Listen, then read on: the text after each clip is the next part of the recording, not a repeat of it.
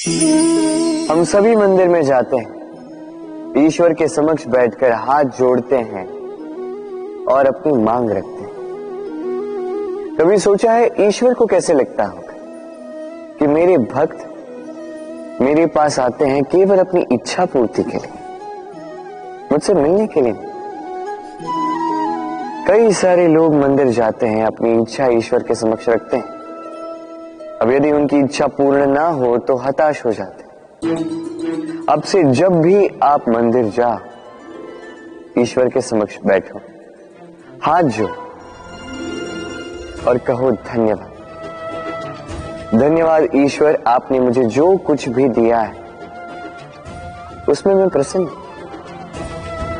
बस मुझे मार्गदर्शन दे कि कैसे मैं अपने कर्मों से, स्वयं अपने कर्मों से वो सभी प्राप्त कर सकूं जो मैं पाना चाहता हूं। ईश्वर से केवल मांगने जाओगे तो ईश्वर के समक्ष स्वयं को बहुत ही छोटा पाओगे,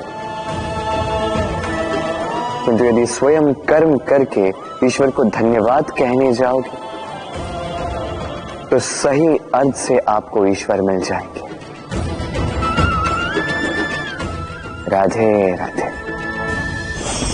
अद्भुत बात है ना, हमें सदैव हमारे नाम से बुलाया जाता है, नाम से हमारी पहचान है। ये नाम ही है जो इतिहास में स्थान बनाने में हमारी सहायता करता है। नाम बनाने के लिए व्यक्ति क्या कुछ नहीं करता, नाम पर कलंक न लग जाए इसके लिए क्या क्या प्रयास नहीं करता। अपने जो कुछ भी पाए, धन, संपत्ति, सुख, ये सब कुछ नाम के समक्ष छोटा है। नाम सबसे ऊपर रह जाता है। ये नामकरण संस्कार सदैव हमारे लिए अत्यंत महत्वपूर्ण होता है। अब आपको क्या लगता है मैं किस नाम की बात कर रहा हूं? वो नाम जो हमने जन्म से पाया?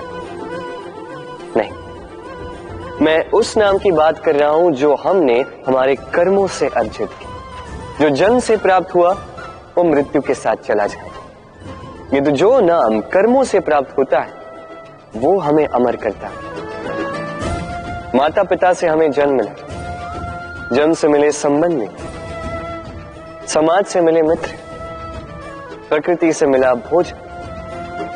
यदि कुछ ऐसा है जो हमने स्वयं पाया तो वो है हमारे कर्मों का फल। वो है वो नाम जो हमने कर्मों से अर्जित किया। इसलिए सदैव श्रेष्ठ कर्म कीजिए और मेरे साथ प्रेम से कहिए राधे राधे। मनुष्य भी कितना विचित्र प्राणी है, सदैव संघर्ष करता है, सदैव प्रयास करता है कि वही सबसे बड़ा बने, प्रयास करता है कि उसके समक्ष सबके शीश झुके हुए हैं और उसके लिए सबसे पहले शक्ति प्राप्त करने का प्रयास करते हैं। शक्ति प्राप्त कर भी लेते हैं और उसके भय से सबको अपने समक्ष झुकाते हैं, किंतु एक महत्वपूर्ण बात भूल जाते हैं, समझ ही नहीं पाते। चलो मैं आपको उदाहरण देता हूं। कभी आपने किसी वृक्ष को देखा होगा, उसकी डालियां देखी होंगी जो फल के बोझ के कारण झुक जाती है।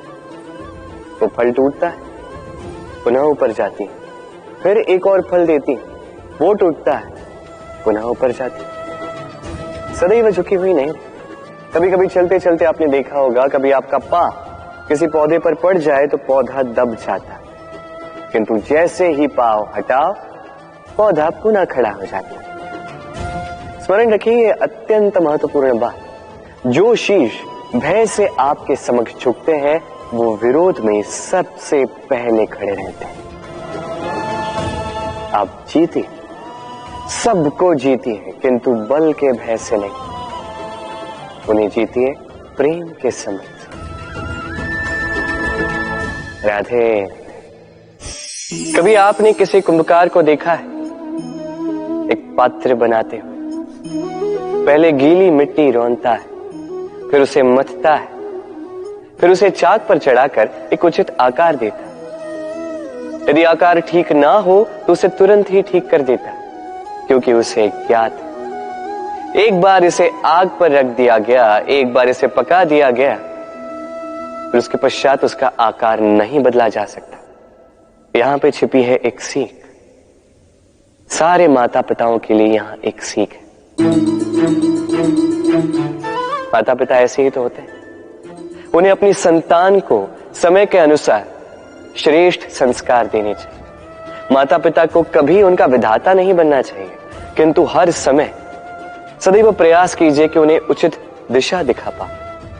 कभी कोमलता से, कभी प्रेम से, तो कभी कठोरता से उसके जीवन को, उसके व्यक्तित्व को आकार देने का प्रयास करना चाहिए।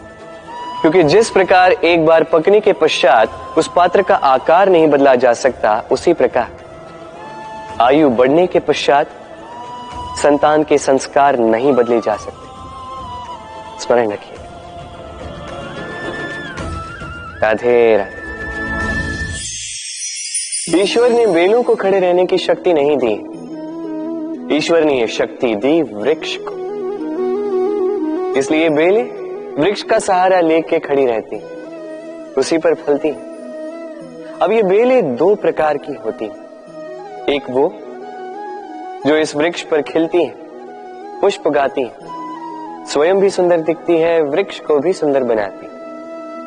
दूसरी वो जो वृक्ष को पूर्णतः सुखा देती, उसकी प्राण शक्ति उससे सोख लेती और अंत में स्वयं भी मुरझा जाती। स्मरण रखिए, यदि कोई व्यक्ति सदैव आपके साथ खड़ा रहा, सदैव आपका संबल बनकर रहा, सदैव उसने आपकी सहायता की, और यदि आप उसके साथ छल करोगे तो आपका पतन निश्चित है। ऐसा कभी ना करें। सदैव ऐसे लोगों को प्रेम दे, सम्मान दे, और मेरे साथ आनंद से कहें राधे राधे। आइए इस पौधे से मिलिए। मेरे लिए ये पौधा अत्यंत प्रिय है। मैं इस पौधे से बहुत प्रेम करता हूं। अब सोचिए, यदि इसी प्रेम में मैं इसे दिन में 6 बार जल दूं, तो क्या इसका विकास और अच्छे से होगा? क्या वो इसके लिए शुभ होगा? कदापि नहीं। इसकी जड़ें गल जाएंगी, इसकी जड़ों में जो जल सोखने की शक्ति है वो समाप्त हो जाएगी। तो आवश्यक क्या है? आवश्यक है कि उचित मात्रा में इसे जल दिया जाए। आवश्यक है कि उचित समय के पश्चात इसे जल दिया जाए। आवश्यक है कि इसे सूर्य का ताप भी सहना होगा। आवश्यक है कि हर कार्य मर्यादा में होना चाहिए। अब यही भूल अधिकतर माता पिता कर बैठते हैं। अपनी संतान से इतना प्रेम करते हैं और उसमें संतान की हर आवश्यकता पूर्ण करते हैं, हर एक वस्तु उसे देते हैं, हर एक बात करते हैं, और ऐसे में उस संतान के विकास में स्वयं ही बाधा बन जाते हैं। ऐसा मत कीजिए। ये यात्रा संतान की भी है। उसे भी जीवन में आगे बढ़ना है, बहुत कुछ सीखना है, अपने बल पर कार्य करने दीजिए। एक अत्यंत महत्वपूर्ण बात आपको बताऊंगा जिसे आपको स्मरण रखना है। प्रेम और शत्रुता यदि अति है तो घातक। हर बात में संतुलन बनाकर रखें और मेरे साथ प्रेम से कहें राधे राधे।